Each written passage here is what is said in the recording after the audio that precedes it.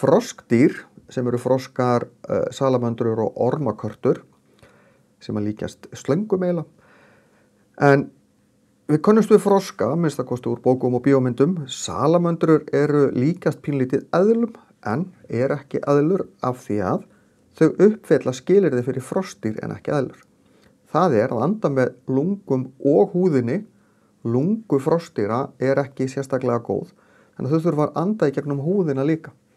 En til þess að það virki þarf húðin að vera rök eða pínu blaut. Þannig að froskdýr eru alltaf í röku umhverfi eða nálægt vatni. Svona lang flest allavega. Þau eru líka háð vatni upp á að fjölga sér því að eggin er ekki vatnselt, verða að vera í vatni, annars þorna þau upp. Og halakörturnar sem skríða úr eggjunum, ungarnir, þurfa að vera í vatni því að þær anda með tálknum og eru svona næstu því líkari fiskum. En eru froskdýr. En eru með hala meira sér sem þau nota til þess að synda og eru með tálkn, en þessi hali dettur yfirleitt af. Og tálknin eru jafnvel stundum utan á þeim. Og það eru örfáar salamöndrur sem eru ennþá með tálknin utan á sér sem fullvaxin dýr. Skriðdýrin stunda það sem er kölluð innri frjóvgun, þar að segja, þá sprautar karldýrið sáðfrumum inn í kvendýrið og þar frjóvgast eggið. Ekki ytri frjóvgun eins og hjá fiskum og froskdýrum, þar sem að froskdýrin þau gerir þetta svipað, ég lýsti með fiskana áður, þar að segja, eggin fara bara á botnin og svo kemur karldýrið og sprautar sæði eða svili yfir. Egg froskdýra eru leðurkennd, stundum pínu mjúk, en þau eru vatnselt, þannig að þau þurfa ekki að vera í vatni eins og egg froskdýrana. Skriðdýrin eru annars eðlur og snákar, skjaldbökur og krókódílar. Þannig að þetta eru dýr sem að lifa almennt og flest þeirra í frekar heitu umhverfi og geta orðið ansi stór. Fuglar eru dýr sem hafa jafnheitt blóð eða orku í að halda líkamshita sínu nokkurn veginn jöfnum. Þeir eru með fjaðrir sem að engar aðrar lífverur eru með, hol bein sem að gerir þeim bæði auðveldar öndun og geyma lofthálpartinn í beinunum og gerir þá mjög létta. En flestir fuglar fljúa, þá skiptir miklu máli að vera léttur. Þeir geta flestir flogið, ekki allir, blaka vængjunum með því að fljúa, en fuglar eins og þessi albatrossi hérna, hann getur svifið lengi án þess að blaka vængjunum mikið. Það er vegna þess að vængirnir eru hannaðir svolítið eins og flugvélavangur, þar að segja, loftið sem fer yfir vænginn fer lengri leið, þá fer það hraðar, það skapar minni þrýsting sem togar vænginn upp og þá allan fuglinn. Kólibrífuglar eins og þessi hér fljúa allt öðruvísi. Þeir blaka vængjunum í hálfgert 8, svona. Og þeir geta líka einir fugla flogið áfram, aftur á bak, upp, niður eins og þyrlur. En þetta eru minnstu fuglarnir sem eru til. Fjaðrirnar gegna ekki bara því hlutverki að fuglarnir geti flogið, heldur líka halda á þeim hita og gera þá vatnselda.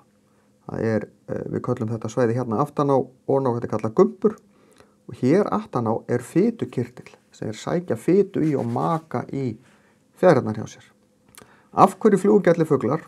Hérna sjáðu nokkar, þetta er kíví, hann býr á Nýja-Sjálandi, þetta er hjálmkasúi sem býr í Ástralíu og Nýju-Gíneu, þetta eru mörgæsir, það er lifa mjög víða. Og þetta er nandúi hérna, lifir í Suður-Ameríku. Sumir þeirra þróuðust á svæðum þar sem er engin rándir, er engin landrándir, eins og til dæmis á Nýja-Sjálandi, þar voru engin landrándir fyrir en bara menn komu þangað. Sama má segja Suðurskautslandið, þar sem að flestar mörgæsirnar lifa. Og ef það er ekki ástæða til þess að fljúga, að þá bara hætt og rólega hættum við því. Að fljúga krefst mikillar orku. Þannig að ef ég kemst af og sleppa því, þá þarf ég ekki að borða eins mikið. En ef það er nauðsynlegt til þess að ná í mat eða forðast að vera étinn, að þá er það fyrir flesta fugla betra en að fljúga flestir fuglar. En sumir af þessum fuglum voru á eyjum, misstórum, eins og á Nýja-Sjálandi, á Máritíu sem er eyja austur af Madagaskar, innlandshafi. Þar var til fugl sem dódófugl stór dúfa sem gat ekki flogið af þessari ástæðu eins og ég lýsti áðan. Við getum bara með því að horfa á fugl að þá getum við svona sagt fyrir að einhverju leyti hvað er líklegt að þessi fugl borði. Vaðfuglar, eins og þessi jaðrakan hérna, hann er með langa fætur og langan gogg, enda er hann ofta að vaða í vatni eða í svona leirduröllu og nær í mat lítil smádýr þar onni. Hann þarf langan gogg til þess að komast að onni. Starrinn hins vegar veiðir aðalega skordýr og svona litla hryggleysingja. Þannig að hann þarf ekkert stóran eða langan gogg í það. En hann er með litla fætur bara til þess að geta lent á trjágreinum og í raun þar sem hún er langar.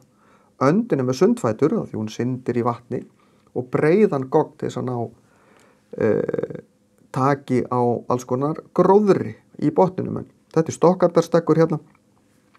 Stokkendur eru það sem við kalla buslendur sem kafa ekki nema bara svona hálfur skrokkurinn líkaminn fer onni í einu. Ernir eru ránfuglar.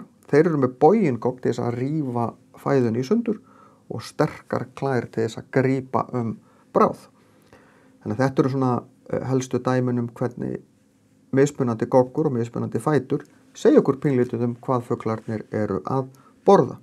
Sumir fuglar eru hins vegar með fætur eða gogg þar sem að við sjáum þetta ekkert endilega. Allavega ekki mjög skýrt.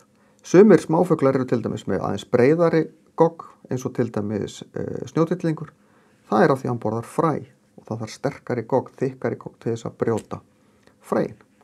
Við skiptum fuglum í staðfugla og farfugla. Staðfuglar eru fuglar sem eru á sama svæði allt árið. Á Íslandi er það fuglar sem fara ekkert þó það komi vetur. Þetta eru til dæmis fuglar eins og hrafnin, rjúpan og snjótittlingurinn. Köllum snjótittlingin reyndar sólskríkju á sumrin, þetta er sami fuglinn. Farfuglar, þeir fara annað. Flestir fara á milli landa, eins og frá Íslandi fara til Bretland, segja til Norður Afríku, eða eins og krían fer nánast til Suðurskautslandsins, eða ég er í kringu Suðurskautslandið á veturna. En þá er sumar þar, þegar það er vetur hjá okkur. En þetta eru eins og heilóan hérna, lundin og flórgoðin sem er fallegur fugl.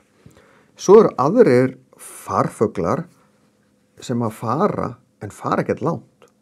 Eins og til dæmis lundin og æðarfuglin fara eiginlega bara út á sjó. Svolítið suður fyrir Ísland, og svo eru aðrir sem eru svona ekki alveg farfuglar þar að segja. Það fer kannski meiri hlutin, en það verður slatti eftir. Grágæsir til dæmis, það er fullt af grágæsum sem að lifa allavega hérna á höfuðborgarsvæðinu yfir veturinn, en meiri hluti grágæsa fer. Svo eru við með fargest og flækinga. Fargestir eru fuglar sem eru að fara frá vetrarstöðum til varpstöða og fara í gegnum Ísland. Lenda hérna mislengi, margæsin er hérna í rúman mánuð sem dæmi, á leið sinni á varpstöðvar í Norður Kanada og Grænlandi, en hefur vetrarstöðvar á Írlandi. Og við eigum fleiri fargesti, tildra, rauðbrystringur og fleiri. Flækingar eru hins vegar fuglar sem koma hérna eiginlega óvart, lenda bara í vindi og fjúka hingað eða villast og eru bara óvart komnir hingað. En það eru rétt rúmlega 400 tegundir af fuglum sem hafa sést á Íslandi, en í kringum milli 70 og 80 sem að verpa hérna staðaldri og hátt í 10 sem að koma hérna sem fargestir.